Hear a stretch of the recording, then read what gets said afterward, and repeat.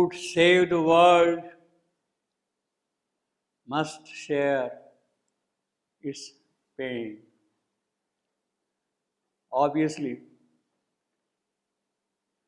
if he were not to share the pain of the world, how can he remove the pain of the world?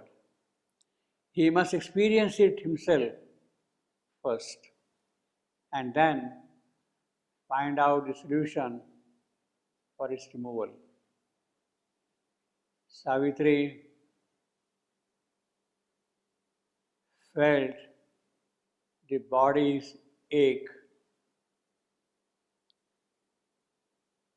and it is in response to that ache of the body she awoke to the reality of her mission. She traced back where from that body's ache had come. The godlike pain which was there sitting in her body made her aware that yes, it is in the physical that things had to happen. She experienced that body's pain. It is because she experienced that body's pain, she could then go and find out the means for removal of that pain. The godlike pain arose because of the presence of death, and she had to meet death and remove death.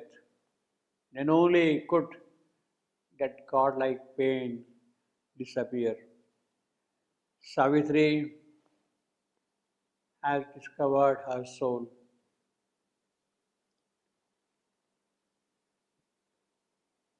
She has discovered her soul, and at once the divine Shakti enters into it, and it is that divine Shakti which is now seated in the soul of Savitri. It is that divine Shakti seated in the soul of Savitri who is going to meet death and remove that godlike pain. But Savitri has to also be concerned about the nature. Soul she has discovered. She has found her soul. The divine Shakti is now seated in it. But that is not sufficient to remove the godlike pain totally. Savitri must also look into the aspects of her nature, her vital, her physical, her mental things that are born out of inconscience. The soul, the divine Shakti is all right, but what about things which have come from the inconscient creation? Savitri has to attend to them. The human Savitri has in her all those inconscient ingredients present, and she has to remove those ingredients. There is, because of them, a vast and nameless fear which drags at her nerves.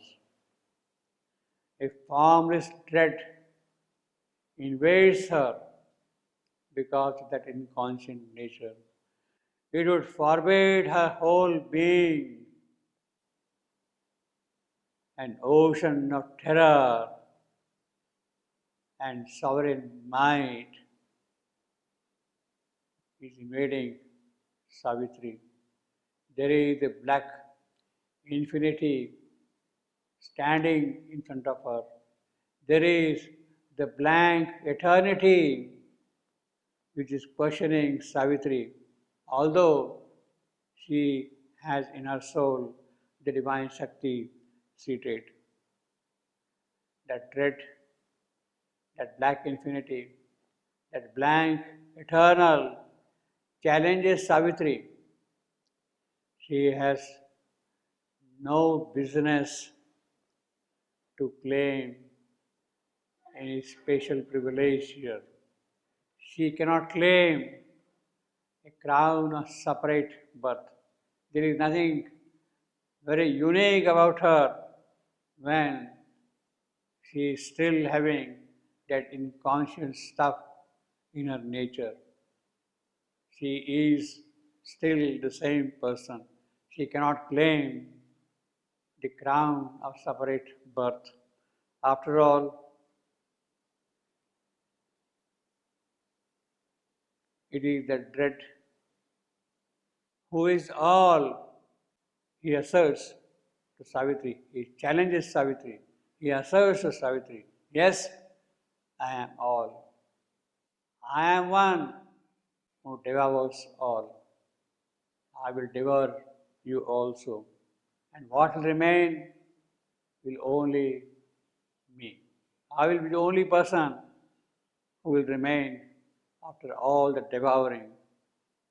Savitri hears that dreadful voice.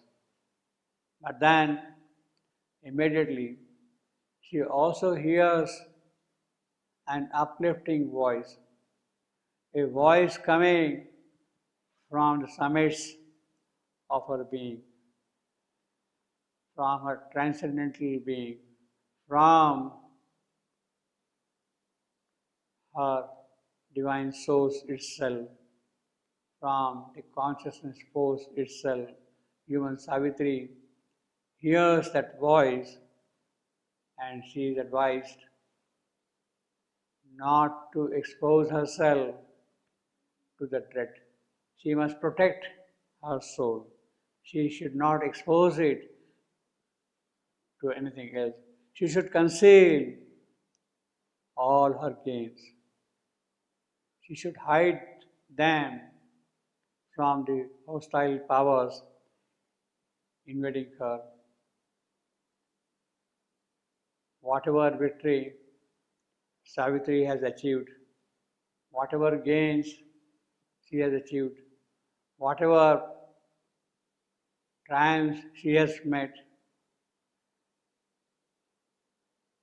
met them not for herself. She does not need them. She has made those victories. She has won those battles not for herself, but for the soul of the earth, for the soul of man. She must break into a greater flame. She must rise to a higher stature. She must force into another world wherefrom she can do things. She should not be afraid of being nothing.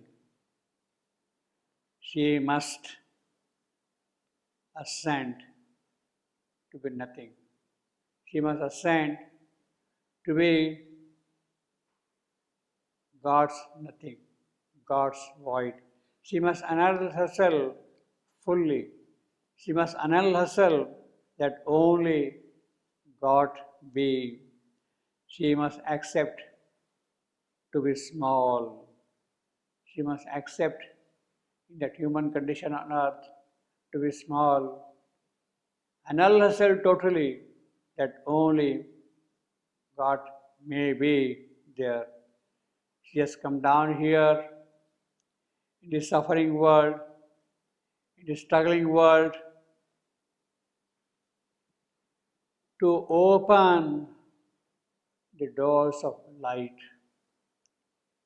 She has come here to bring bliss into this grieving creature's life. She must make her love universal.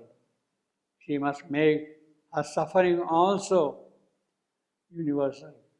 It is through that she can eliminate the suffering of the universe. Because he who would save the world must share the pain of the world. She must annul herself that only God may be